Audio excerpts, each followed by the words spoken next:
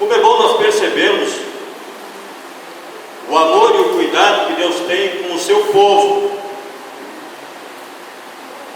assim como manifestou para com Éfeso, manifesta também a nós, para cada um de nós, o privilégio que temos de ter sido salvos como Paulo foi, porque cada um de nós tem uma história, se não é igual, é pelo menos semelhante à de Paulo. Nenhum aqui foi salvo porque era bonzinho. Todos que estão aqui, que professam ser crentes do Senhor Jesus, é porque um dia reconheceram o seu estado de pecado pelo conhecimento da palavra de Deus e aceitaram a Cristo como Senhor e Salvador.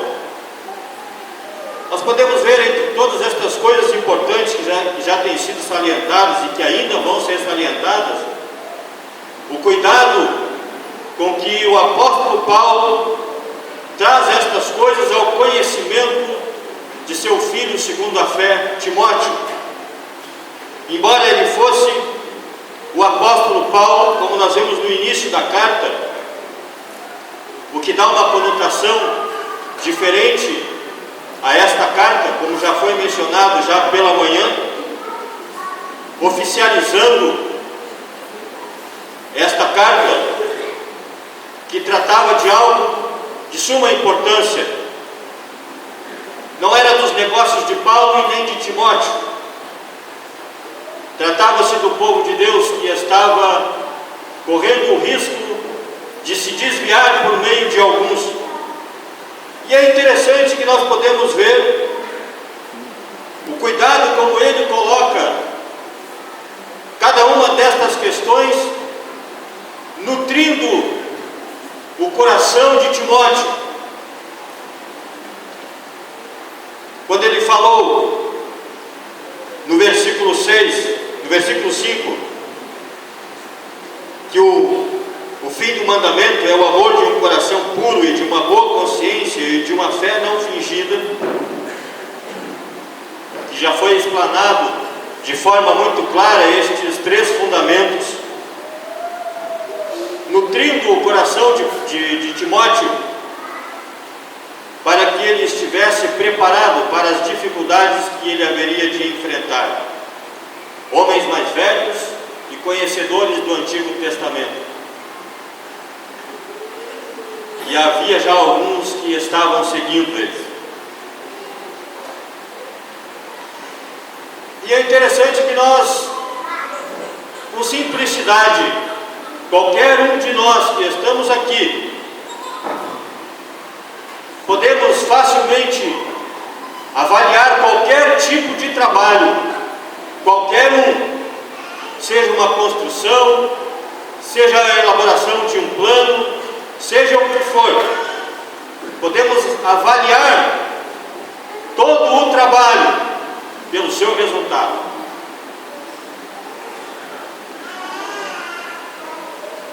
O resultado daquilo que estes irmãos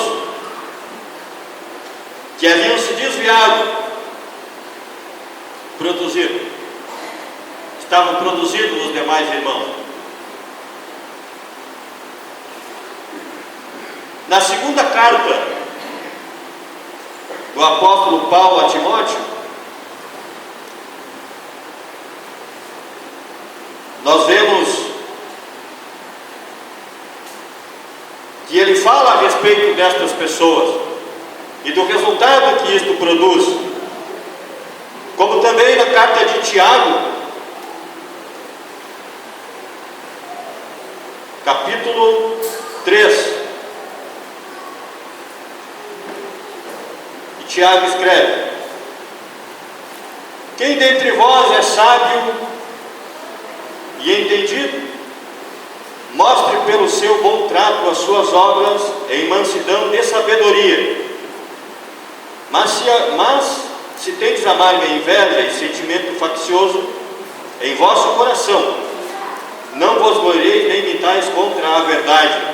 Essa não é a sabedoria que vem do alto, mas é terrena, animal e diabólica. Porque onde há inveja e espírito faccioso, aí há perturbação e toda obra perversa.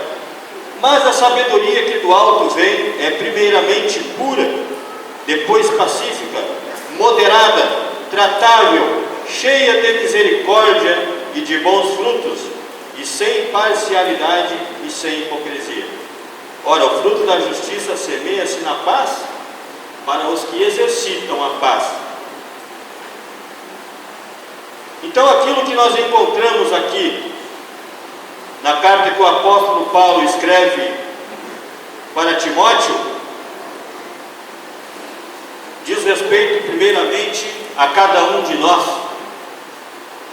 Se aquilo que eu tenho falado na congregação onde eu pertenço tem produzido um bom resultado, é eu que preciso fazer esta avaliação, é eu que preciso olhar para mim e ver o resultado daquilo que eu tenho feito.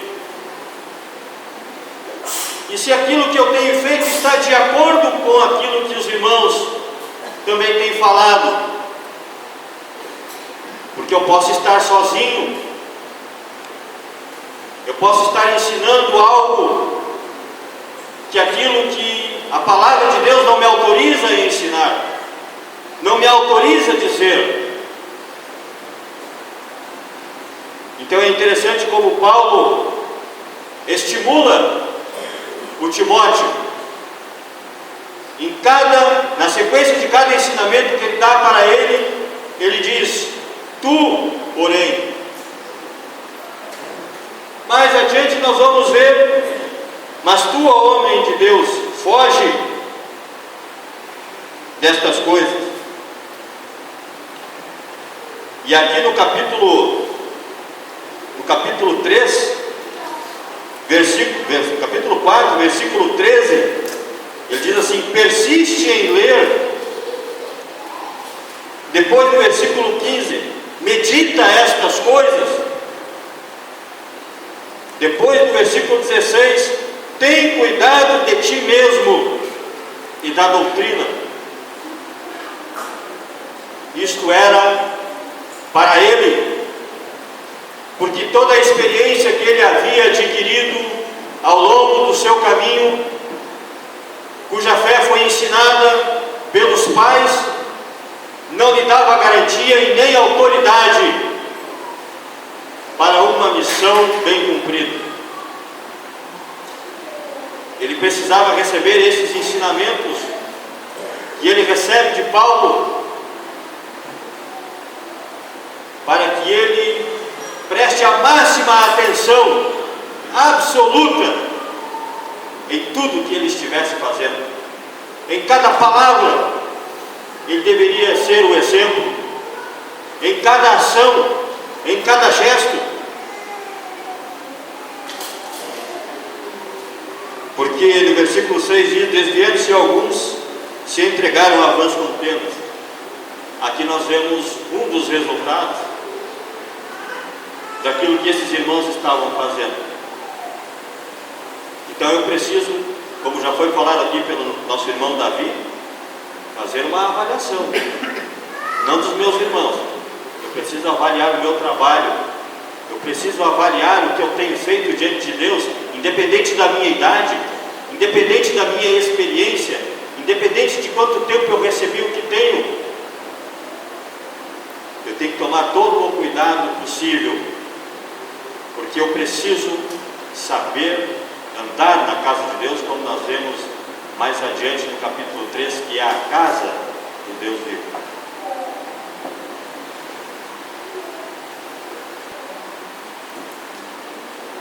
Nós temos visto aqui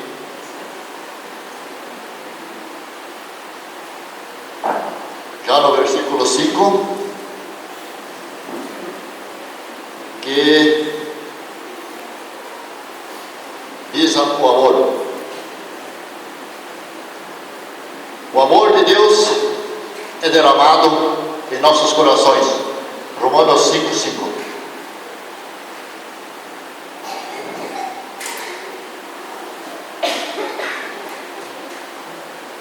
E para esta orientação que nós vemos aqui, que Timóteo era para fazer a certos irmãos, a pessoas,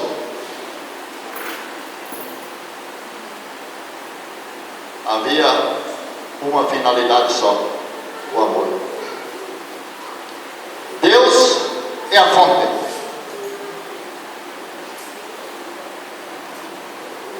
Esse amor é como cavar um poço, fazer um buraco, a água está ali, mas se não tiver bomba, não vai sair água. O amor está aqui. Como é que ele vai sair? Eu tenho que deixar ele fluir.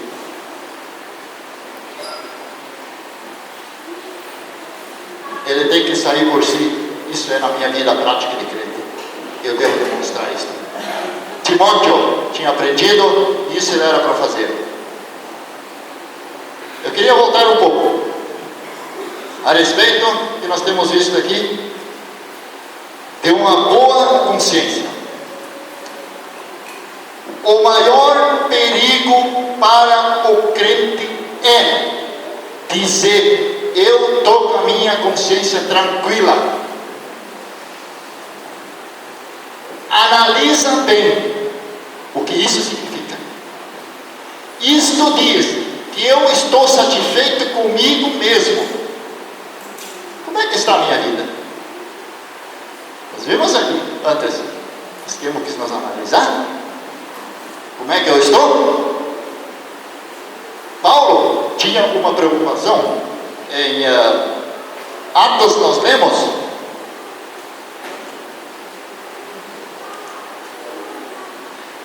Atos capítulo 24, versículo 16. Ele diz o seguinte: por isso também me esforço por ter sempre consciência pura diante de Deus e dos homens. Primeiro, a minha vida em ordem com Deus. Eu estou bem com Deus, eu estou em paz. Aí eu tenho paz com os meus irmãos. Aí eu não tenho que temer. Eu tenho uma consciência tranquila, porque eu estou em paz.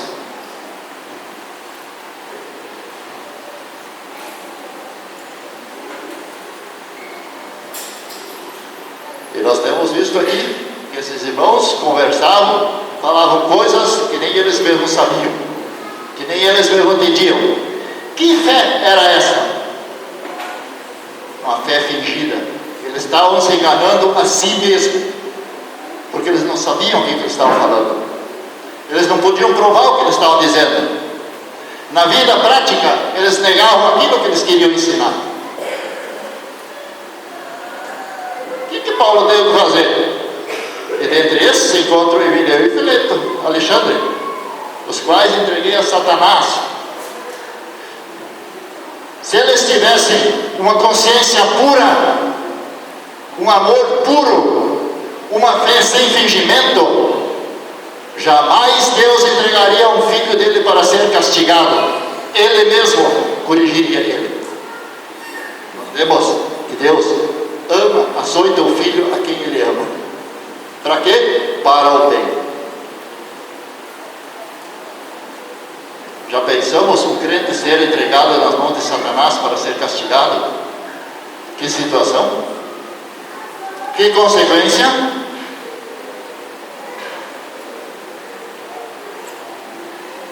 Sem amor no coração, uma consciência má, uma fé fingida, me enganando a mim mesmo.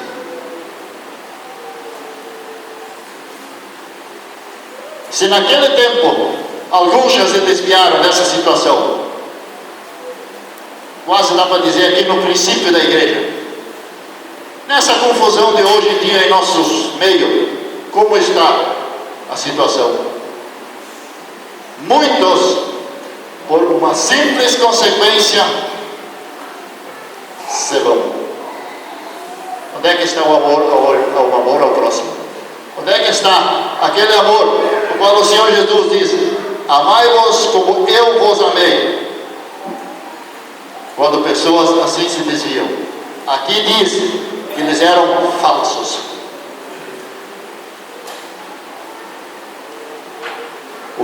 ensina isso para nós.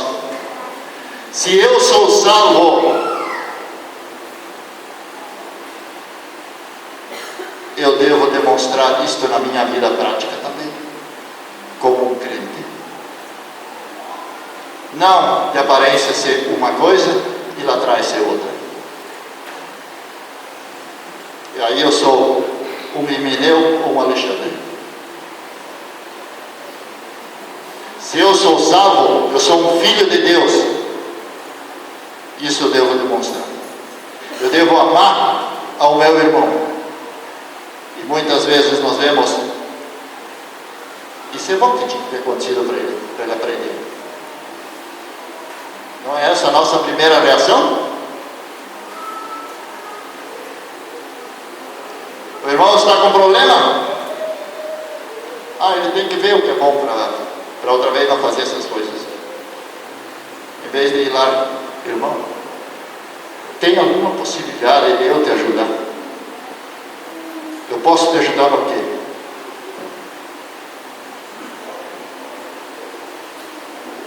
Você sabe o que esse irmão pode me dizer? Ora por mim. Ora por mim. Não pode haver melhor resposta de um irmão dizer isso. Ora por mim, me ajude. É o que tu mais pode ajudar. Mas não, algumas pessoas, desviando-se algumas pessoas destas coisas, perderam-se. Que um dia Deus vai encontrá-los. De que maneira? Se afastam de Deus, largam os irmãos e vão para a sua própria consciência os dirigir. Um dia Deus vai encontrá-los. E de que maneira? Responda cada um para si esta pergunta.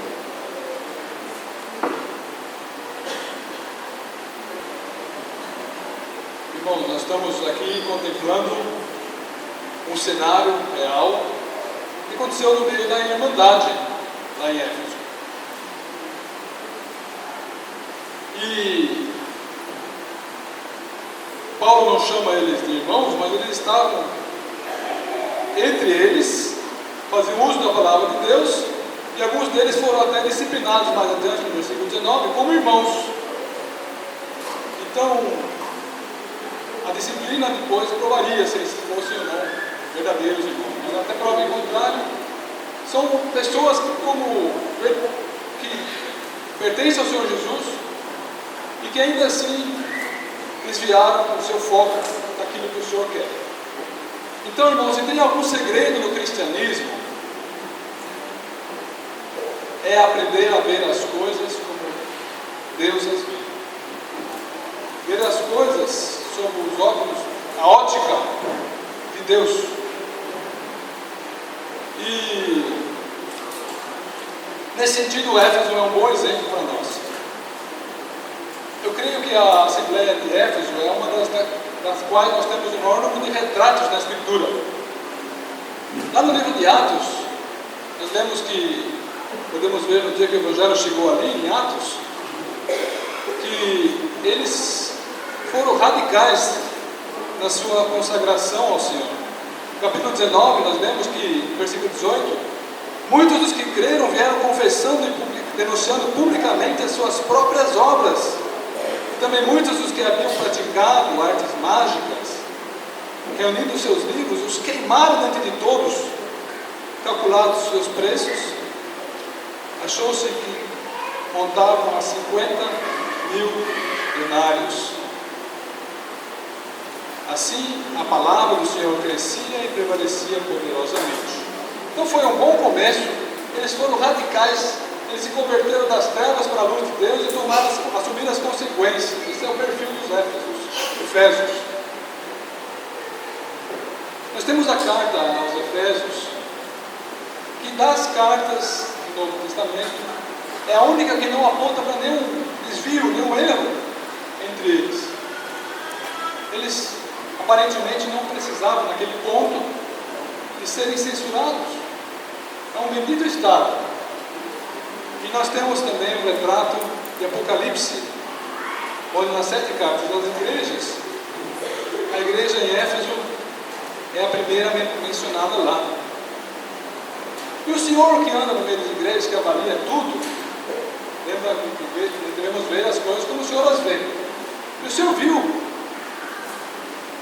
o seguinte, Apocalipse 2, versículo 2: eu conheço as tuas obras, assim o teu labor como a tua perseverança, que não pode suportar homens maus, que puseste à prova os que a si mesmos se declaram apóstolos e não são, nos achaste mentirosos, e tens perseverança, e suportaste prova por causa do meu nome, e não te deixaste endurecer. Tenho, porém, contra ti, que abandonaste o teu primeiro amor. Lembra-te, pois, de onde caíste, e arrepende-te e volta da prática das primeiras obras. E se não, venho a ti e moverei do teu lugar o teu candeeiro, caso não te arrependas. Então, a repreensão que Éfeso recebe é por ter abandonado o primeiro amor, o sumo amor, o amor top da lista das prioridades. O sumo amor que podemos consagrar. E nós vemos aqui, nessa tem uma demonstração a Timóteo que nós estamos estudando, da onde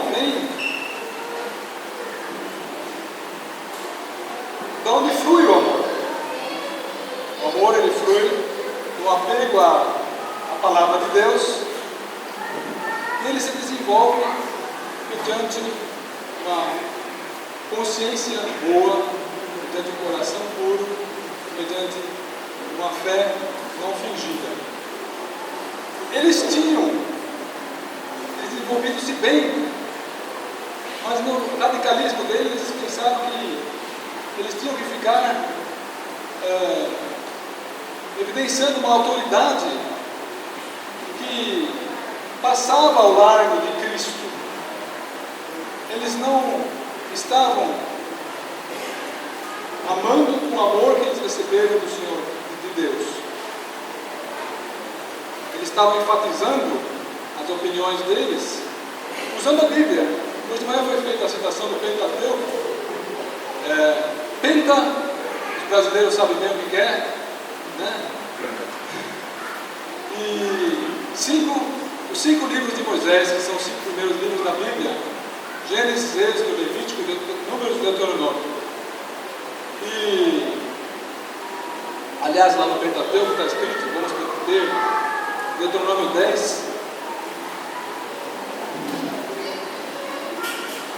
Se eu achar agora. Deuteronômio 10, versículo 12. Agora, pois, ó Israel, o que é que o Senhor requer de ti? Não é que temas o Senhor teu Deus, ames em todos os seus caminhos, e o ames e sirvas ao Senhor teu Deus de todo o teu coração e de toda a tua alma?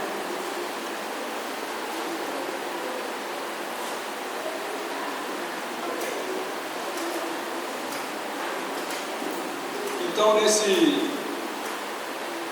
estavam ocupados com o aspecto legal, e Paulo explica a eles aqui que eles estavam fazendo mau uso da lei.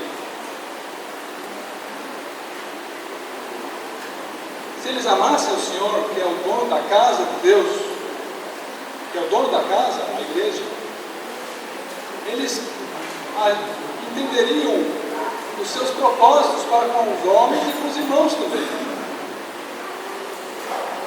Eles entenderiam que o que é necessário aqui é promover, no fim do versículo 4, não discussões, mas o serviço de Deus na fé, a gestão da casa de Deus. A casa de Deus tem que andar bem, as coisas têm que funcionar bem ali.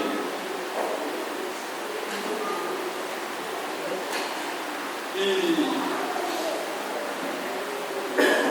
Paulo fala nos versículos 8 a 11 que a lei, ela, como o irmão Manuel já falou, ela serve para provar que o homem é mau, que o homem é errado. Não é que eles eram, ele pega aqui, nivelando por baixo o gênero humano, nas piores evidências da maldade humana. E não é para esse propósito, não é segundo esse critério que a lei foi dada. A lei serviu de raio para nos conduzir a Cristo, ao Evangelho. E ele dá graças a Deus, ele fala, eu vou meditar um pouco aqui, que Deus o considerou fiel e lhe confiou o Evangelho, porque Deus estava aguardando muito tempo para manifestar a sua graça para com os homens, que eram pecadores, e que ele queria, apesar de serem tão maus, tão ruins, ele queria restaurar para si, para poder fazer deles filhos seus.